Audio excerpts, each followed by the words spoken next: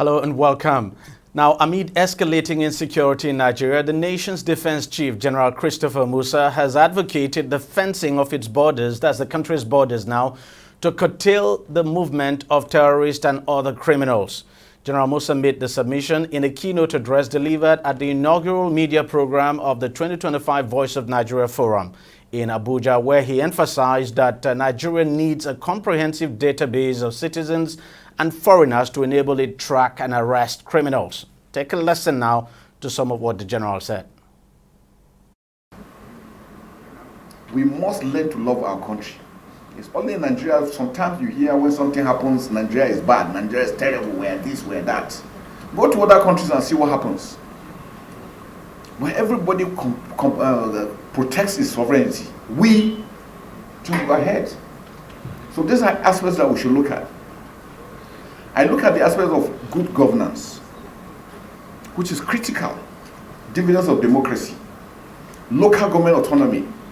These are aspects that will help in securing our country. Because if you have a state with 20 local governments and you have 20 local government chairmen working, insecurity is localized. They will individually be able to deal with the security situation within their local government before it comes to the collective as a state. These are aspects that we have to look at. Do we have a comprehensive database as Nigerians? We need a census that will capture every Nigerian in the world, not only in Nigeria. If you go abroad and you do the crime, you will easily be caught. Why? There's a database to fall back on. If they get your picture or your fingerprint on your signature or anything about you, you could be traced. That makes it a lot easier. Do we have that now? Border management is very critical. I've had countries, because of the level of insecurity they had to fence their borders. I know sometimes when you mention, people say, no, it's impossible. Pakistan fenced 1,350 kilometer border with Afghanistan. That was the only time they had peace. Saudi Arabia and Iraq, 1,400 kilometers fenced completely. Can we start thinking of fencing our borders? We have 1,500 kilometers with Niger Republic, 1,900 kilometers with Cameroon. Chad is there. All over us, surrounded by Francophone countries, and the Sahel is heating up. Gentlemen, if we don't do anything, when the Sahel falls, it is Nigeria that everybody is interested in. Because they believe Nigeria is huge, Nigeria is big, Nigeria is rich. And that is what we should start thinking about. How do we secure fully and take control of our borders? Well, General Musa also reiterated the urgent need for national unity and citizens' collaboration to overcome Nigeria's security challenges, insisting that the country remains resilient despite threats and negative narratives. The defense chief also called on the government to expedite actions to conduct a census in order to have a comprehensive data of its citizens. Joining me now to discuss this further is retired Air Commodore Abayomi Balogun, who joins us from Abuja. Thank you very much, Air Commodore, for joining us on the program. Give me your own take now on the Chief of Defense Staff advocacy, if you like, that the country's borders with some of these Sahelian brothers, so to speak, be fenced so as to curtail some of the security challenges we're having at the moment. Yeah, thank you very much. I agree with the Chief of Defense Staff because most of our challenges are coming from the external forces. And border wars or security wars are not new in the world.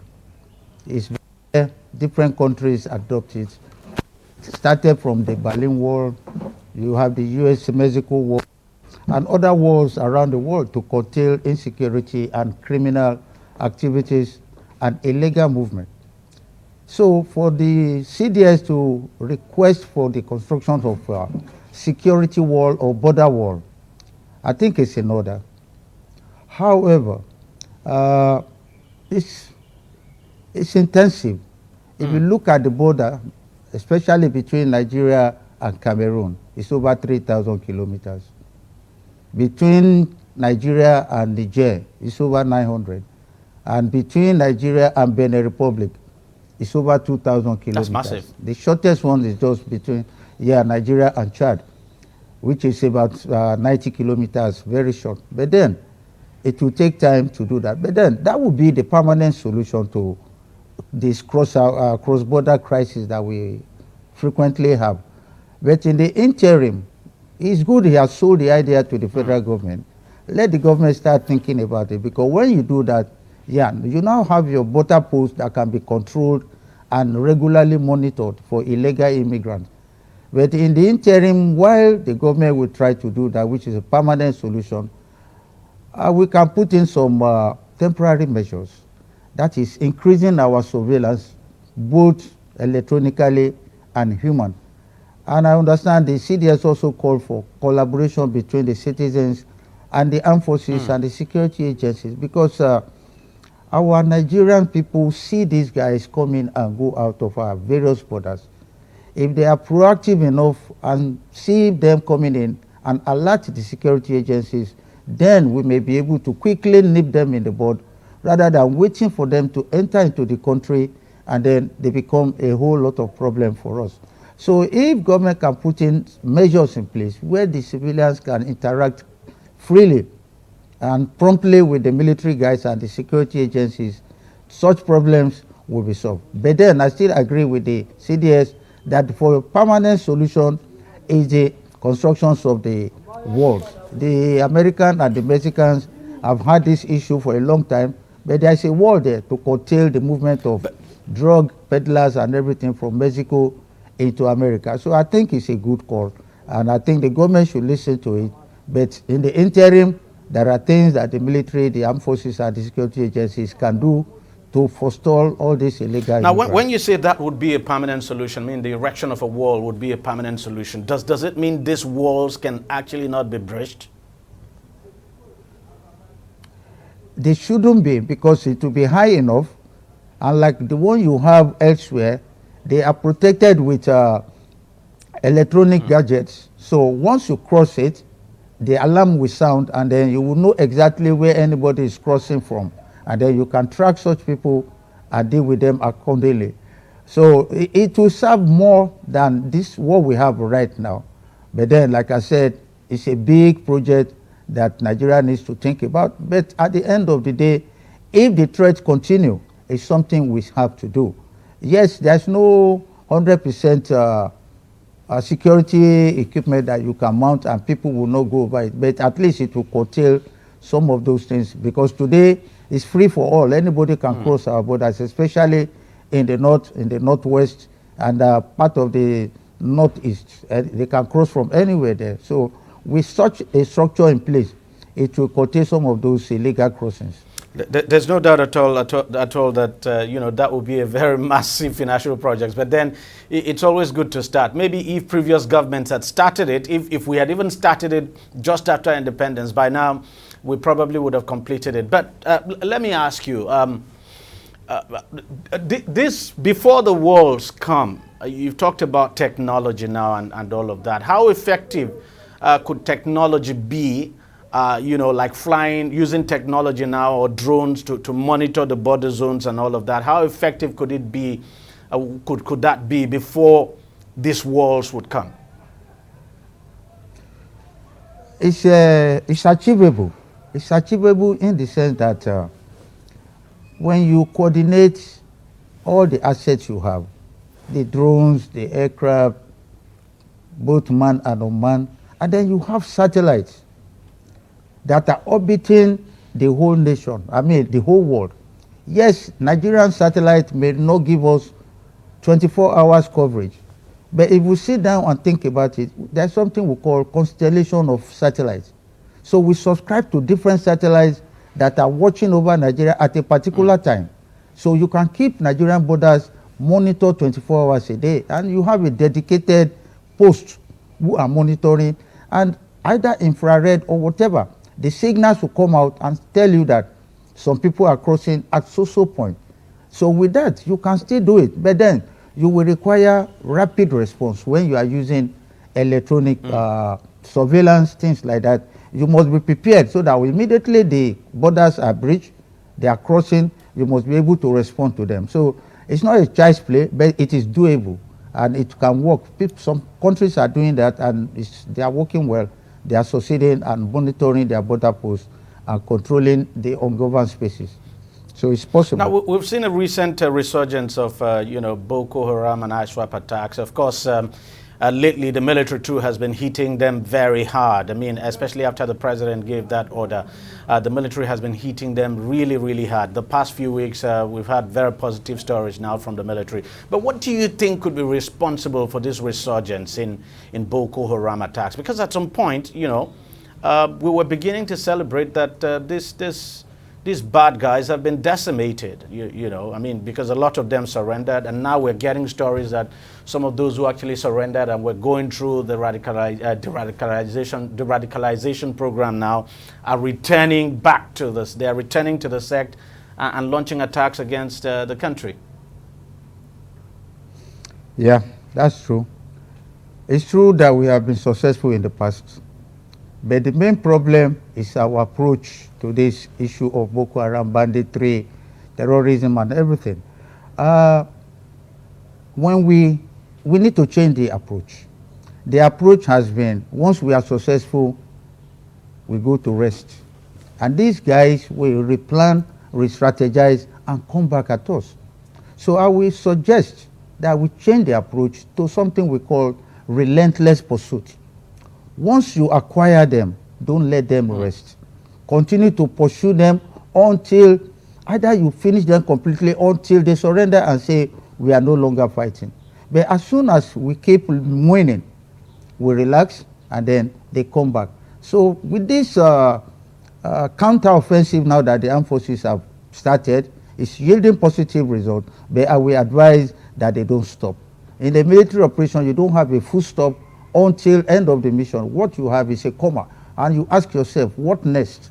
What do I do next? What follows? Until the battle is won, the war is won, the military or the armed forces or the security agencies will not rest, and we will not rest until we achieve that. So my advice would, now that we have gotten them on the back foot, we continue to push them in a relentless pursuit until they are totally done with. They are no match. I don't understand, because we are talking of Nigeria with all our assets and resources, comparing to Boko Haram. What's their population? What do they have? I hear people say they are more equipped than us, and I said, no, it's not possible. I have an idea of what the military has. Yes, they may need to, upscale. We may need to add more, but then there's no way you can compare bandits, terrorists, with a nation that has such volume of equipment. We have drones, we have UAVs, we have unmanned aircraft, we have manned aircraft, and they should give us early more warning, and there should be more of reconnaissance to detect these guys. And once you sight them, don't let them go. Continue the pursuit until it is done.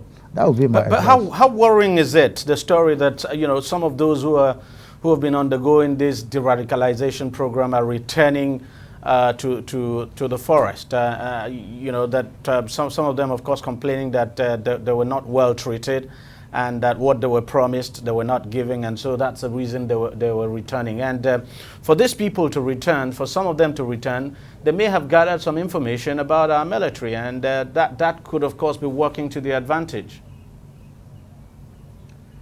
Yes, you are very right.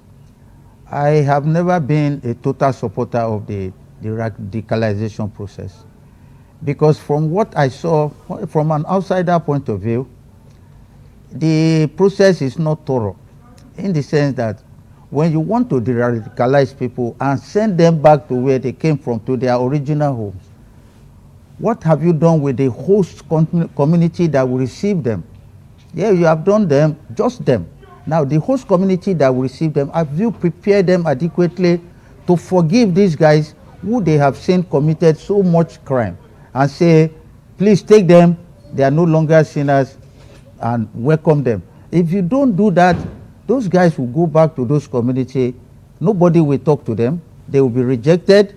They will be isolated. They cannot blend with the society any longer, because the society does not trust them. So what happened to them? They feel isolated. They go back to where they came from. So for me, the radicalization process at that time was not complete. And if we want to do it well, we must take the whole work of engaging the community who are going to receive them. Because let me take, for example, you release a prisoner now from prison and he goes back to his village. Typical Nigerian society will not accept that man that's just returning from prison. They will not even give him job and they may not assimilate him into the society. Now, going to the bandits or terrorists who have killed, who have maimed people, you simply said you have de-radicalized them and returned them back to the society. The society may not accept them. And once they are not accepted, they have to go back to where they are accepted. So they go back to the bush, and then in the process that you are de-radicalizing them, they are looking at us, they are seeing our setup, they are seeing what we have. You've taken them back to those villages, they've seen the setup of those villages. So when they go back, they have first-hand information about us, they have first-hand information about the villages, and they will use them against us. So I will want to advise that if we continue the process, which was a good idea, but we should do it very well so that these guys can be assimilated back into the society without going back to where they came from. So something else I want to discuss with you, Air Commodore. You know, because we understand that some of these de-radicalized militants are also being used as hybrid personnel, so to speak. So they provide some kind of support. They join the military, go to the front line because they understand the terrain, they understand, you know, the area very well, and they understand how Boko Haram operates, how ISWAP, for instance, operates, and all of that. So that their services sometimes are deployed to the front line, but that we're now having situations where some of them are also selling out. I mean, they're giving out information to their former colleagues, if you like, you know, somewhat working with Boko Haram and not working with the military. And we understand in some cases where some military bases were targeted in the past, some of these guys were responsible. Some of these guys actually, you know, gave out some vital information to the enemy, and that the enemy used that to target some of these bases. I'm just wondering what your take would be on that. Okay. It exists all over the world. Once there is war, you have people they call double agents. Double agents will work for you and work for your opponent. But it's your responsibility to determine their level of loyalty to you. And you can always make them to be more loyal to you than the enemy, depending on how you handle them and how you treat them. Yes, because in war, most times you are advised not to kill your opponent, capture them. When you capture them, they become a tool for you to use against your enemy. They are supposed to provide you now with intelligence about the other guys, the modus operandi of the other guys. But it's left to you how you handle them that will make them be totally loyal to you, or they will be half loyal. So it's true that we have some of them who are double agents. They claim to be working for Nigeria. At the same time, they are working for the other side. But it is how we handle them that will determine where their loyalty will shift. So if they are there, it is true, they can be there, but then we have to do more so that they become more useful to us than to the enemy. Well, I want to thank you very much, Air Commodore, for coming on the program and sharing your thoughts with us. Thanks a lot for giving us your time. Thank you. The pleasure is mine. Thank you very much. Thank you for having me. Thank you, sir. We'll take a short break and we'll be right back. Stay with us, don't go away. Opinions are free, facts are sacred, but truth is universal. How, in practical terms, can we, for instance, de-escalate the tension? President must see himself as the president of the Federal Republic. We know where the enemy is. 3 places. The Lake Chad Basin, the border area between Nigeria and Cameroon, and then the Sambisa Forest. On DEJI 360, we give you a complete dose of everything. Opinion, facts, and undiluted truth. I hardly believe what politicians say in this part of the world. A new Nigeria is possible, a future is possible. We delve into the issues, dissect it so that you can understand it, and use it to take action. I don't think there's any need for any governor to look for grant for ranching. DEJI 360, dissecting the issues.